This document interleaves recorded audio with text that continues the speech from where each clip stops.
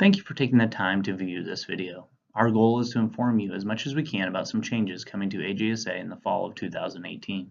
We will be discussing some of the overall ideas behind our change to the AGSA Developmental League in the fall, and hopefully answer most of your questions. If you do still have questions, please do not hesitate to bring them to your team's coaches or board members. Additionally, we will also be setting up parent meetings in early April with each team in order to make sure that your questions are answered as best as possible. So let's get started. The purpose behind making changes to our fall season are listed here. After many meetings and discussions, the developmental committee concluded that putting an emphasis on skill development in the fall would be beneficial for all AGSA players.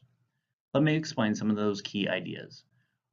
We see the fall as an excellent opportunity for girls to develop their skills at the game of softball. We've been working over the last few years to find ways to better support our coaches and volunteers. Utilizing the fall as an opportunity to not only develop softball players but coaches as well will help with that. We still wanted to provide competitive opportunities for players and teams in the fall. You will see how this will work later in the video. One of our goals is to help develop players for the high school programs. Providing youth players with exposure to the high school coaches, players, and practices will assist in accomplishing that. A constant issue for any organization such as ours is aligning liked, skilled, and like-developed players for competitive opportunities. The Developmental League will make this process much easier and efficient for all parties, and in the end, make the process better as a whole. With an organization our size, it's difficult for any one or two people to physically see all the players at a given age level play firsthand. Many times, team formation has had to solely rely on coaches' input and tryout data in the past. The Developmental League will assist in us getting eyes on all players throughout the fall. That's an overview of why we are making the changes. Now let's take a look at how this is actually going to happen. Let's quickly discuss what the Developmental League will look like, then we can get into more of the specifics. The Developmental League will begin in mid-August and run through the end of September. The league will consist of 2 weekly practices between Monday and Thursday. These practices will be influenced by the coaching staffs of Ankeny High School and Ankeny Centennial.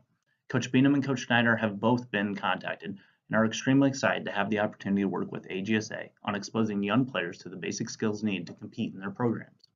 Practices will take place twice a week at the Prairie Ridge Fields. These skill-based practices will in all likelihood take place after the recreational games have concluded for the evening. Once the girls have a few practices under their belts, we will add in competitive opportunities on the weekends for them. Think of this to be similar to the fall and spring leagues we have traditionally played in. Instead, we will be utilizing our own in-town facilities to conduct scrimmages and play games within AGSA. This assists us in focusing in on our main goal during the fall, which is to develop those basic skills of the young ladies in our association. At the end of each season, each coach is asked to complete an evaluation of each player to help the team formation process. This data will still be collected from coaches. Additionally, with the addition of the developmental practices and competition opportunities, we will be eliminating the tryout process from the past. Evaluators and coaches will have ample opportunities to see all players practice and compete throughout the fall prior to the formation of teams. Some data will be collected during the fall to assist in this process as well. Additionally, AGSA will begin the process of collecting pitching data from coaches to assist in the team formation process. This will likely expand over the next few years in the hopes of better grouping players of a like skill set into competitive situations. Perhaps the easiest way to share about the Developmental League is a simple what we are doing and what we are not. Here are some of the more important things that we will be doing moving forward. We will be working closely with the high school programs to get input from coaches and participation from players as part of our Developmental League. We'll also be able to ensure exposure for all of our players to the basic skills needed in order for them to be successful in the game of softball. This is extremely important as it will assist in their development as well as ensuring that all girls have been exposed to the fundamentals of pitching and catching. Adding the teaching of fundamental pitching and catching skills for all of our members will benefit everyone greatly, as this will create more opportunities for all of our young ladies. What we will no longer be doing is equally important. We will no longer be utilizing the tryout process from the past. We will instead use the Developmental League time in order to assist with team formation. Teams will no longer be participating in outside leagues and tournaments until the end of September or early October. This is a change from the past. Players will instead have opportunities to compete each weekend amongst other AGSA players. Let's get more into the specifics at each age group. We'll start with 7U. 7U competitive teams will no longer be offered in the fall. Players will be directed to our rec league at Prairie Ridge, which is currently run by the AGSA. 7U players will have the opportunity to register in the winter to play on competitive teams in the spring of their 7U season. Now let's look at 8U and 9U. For the most part, we envision 7U, 8U, and 9U teams staying together through these years. This will allow coaches the opportunity to develop players' skills. Additionally, this should help during the first year of kid pitch at the 9U level, when many players and families have yet to decide if they are interested in dedicating the resources it takes to play the position of pitcher or catcher. And finally, 10U, 11U, and 12U. Teams will be formed via a special board approval meeting at the end of September. Input from the selection committee based on coaches' evaluations, developmental league practices, and developmental league games will be used to assist in this process. Once teams are formed, the essential functions of the teams will not change from years past. Coaches will run their own team practices and schedule tournaments for October and spring, just like they have. We would also like to make everyone aware of the board-approved registration information. AGSA has decided not to change the registration fees for the 2018-19 season. We will also keep the number of events covered by registration fees the same as it has been in the years past. You can see these fees listed on the slide.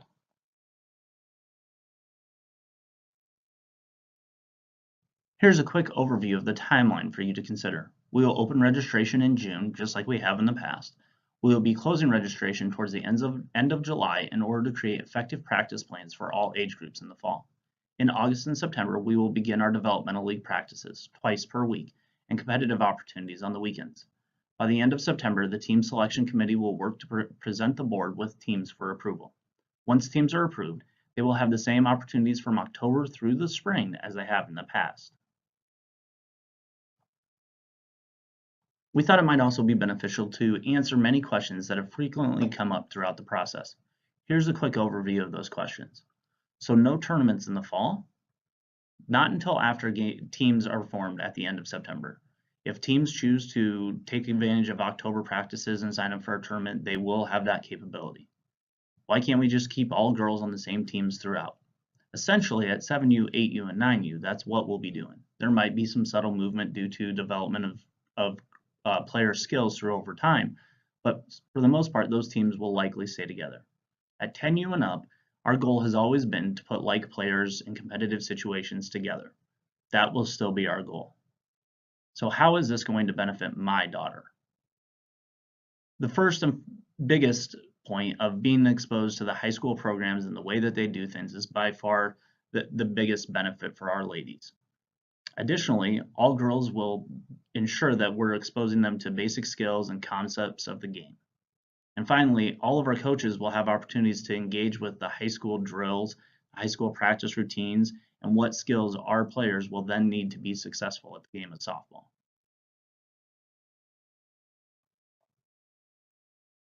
We know that you likely still have questions, and we'd like your feedback.